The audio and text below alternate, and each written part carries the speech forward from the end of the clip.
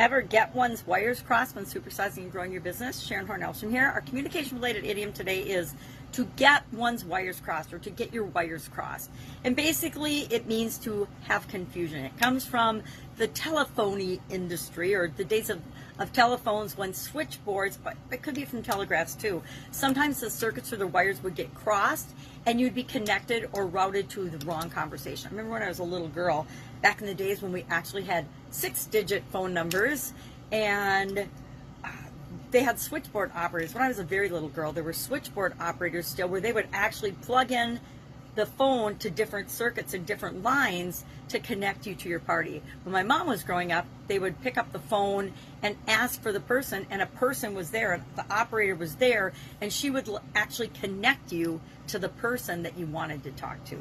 Now, things have changed, and billions of people are online and connected through different wires and technologies. Mostly not wires, it's all electronic, which is wires, by the way.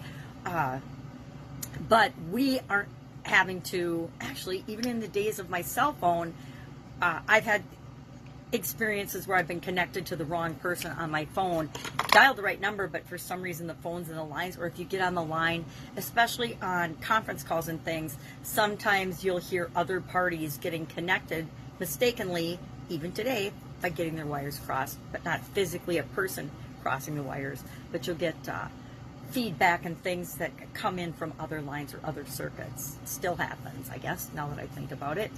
But this idiom, this expression, has been around since telephones and telegraphs were popular and were actually invented and have been used.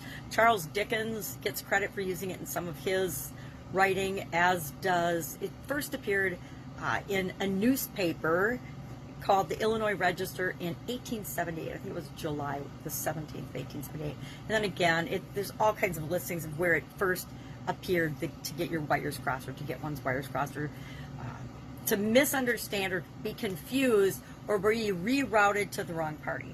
Now, I don't know about you, but I know in the different businesses I've been a part of, sometimes we misunderstand or get our wires crossed. Sometimes someone will convey something that we think everybody understands, only to find out as we start to implement the thing that there was a whole lot of misunderstanding going on. That's why I am a huge believer in documenting, taking notes, writing things down, making sure that people read and review things that we've agreed upon, so that there isn't a misunderstanding, especially with respect to who is going to do what. And the bigger, the more complicated the project, the more important it is that we have documented processes and procedures. This is what we've agreed to by whatever date, etc. That's why we have contracts and things in business.